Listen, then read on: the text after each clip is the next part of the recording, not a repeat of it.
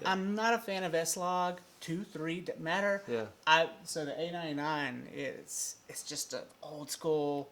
It's just it just goes and you don't change it. I mean, you can change the color profiles a little, Yeah.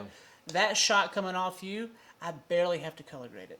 Like really, the contrast is perfect. Everything's there. If I light you right, perfect. And I just pull it out a little bit. My shadows here and Yeah. there. It's a subtle tweak. But these two, I can spend an hour on each one, getting them from flat to what that looks like. And so, like I said, I'd have cell phones in here probably, but if I could really do it, the sad truth is I probably have three A99s from 2011 Well, running the same color yeah. profile. Well, the nice thing is you have a controlled environment. So Yeah. you have a controlled environment and you have a look you like. The only reason that you'll need S-Log is when you want to have, some more latitude or forgiveness for things that you might not be able to control. Yeah. And so, I mean, if you've got the look you like and you're willing to commit to it, go for it. Yeah, maybe. I don't know.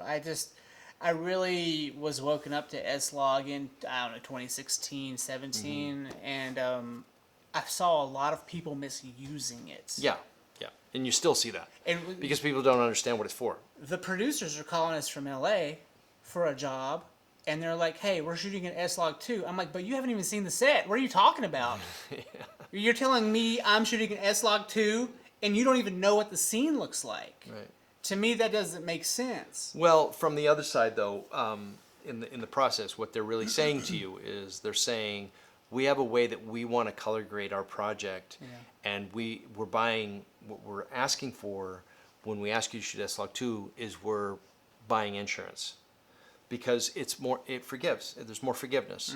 So if the colorist gets something that you committed to and it's baked in, it's more work. It's more work to change the color temperature. It's more work to change the gamma. It's more work to change the to get separation in the high end. I hope that those producers are that in cahoots with their color artists. Maybe they're not. Maybe they're just doing it because they've been told to do it. I feel like a lot of people are going with a trend, Yeah. especially on on the front end. A few of my partners and I have kind of come to a conclusion that some of the producers don't know what they're talking about, and then others, they're a bit more flexible on that. And then we've had situations where like, well, hey, who's editing this? And they don't have that lined up yet, and we're like, well, why are you telling us what to shoot on? Yeah. And so we get a little bit of back and forth, and it's very rare that we get that deep in a conversation with a producer from LA, anyways. Yeah. But it's The other way to look at it, though, too, is to put yourself in their shoes. And well, they're nervous. They don't know. They've Yeah. only used this once, or if so when you're giving them what they ask for, right, then they have to live with that decision. yeah. And S-Log 2 and S-Log 3 could actually be a blessing for you because, as you know, art is a matter of taste. And so if the executive producer or the director or whoever in the chain disagrees with your choices that you made when you baked in the look on the camera, Yeah. right? So go ahead and give them what they want, I say. Oh, that's sound advice. I've had the fortune or misfortune of being on both ends of this stick as a shooter and then also as an editor color artist. And as the color artist, I had a job recently come in, and they had a bunch shot on a red. It was beautiful by itself. It's a great camera. Didn't need to be touched.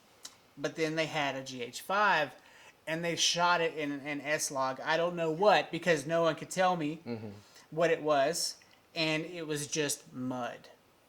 And coloring it just was a non-starter. Whatever happened there, we couldn't get anything. We couldn't get anything out of it, and it's looking bad on me Sure. because I'm the color artist.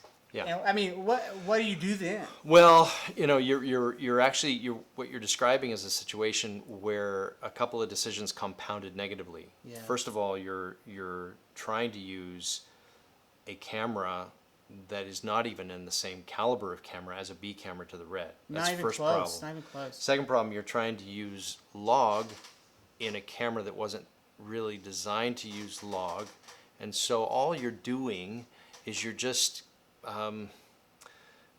like you said, you're just degrading an image. With the GH5, it would have been much better to use one of their their profiles. You know, maybe even choose one of the. I haven't used it a lot, but I used one recently last year, and it had a very pleasing cinema look profile. I don't use them all that much, but there was something like that in there.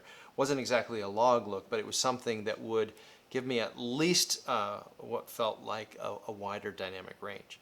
But what happens is like so many, because log has become a thing, right? And so then marketers use it as a thing. So on cameras that don't have the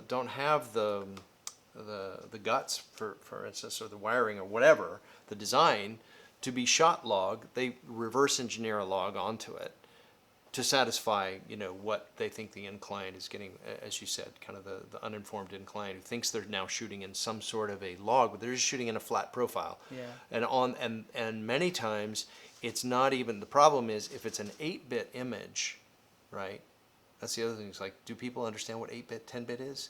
Like if it's an 8-bit image and you're putting log on it, now you've really created a problem because you don't have the color depth. You don't have enough information to unpack it and put a LUT on it. Yeah. And so that's one of the things you need to know is like, am I shooting on an 8-bit system, a 10-bit system? If you're on a 10-bit system, you can shoot flat and it's got the color depth. It's got the number of colors that you can then, you know, pull out and work with it. But if not, you're just going to be hurting yourself. They would have been better off on a GoPro. Maybe. You know. Although GoPro's really hard to work with. I worked with a number of them. Yeah. Well, they come in flat. Yeah. And, you know, and it's Still a crisp low image color, in most cases. low color bit depth. But Yeah. It's still though, without getting lost in all of that, you know, mumbo jumbo, it's still amazing how good the cameras look these days.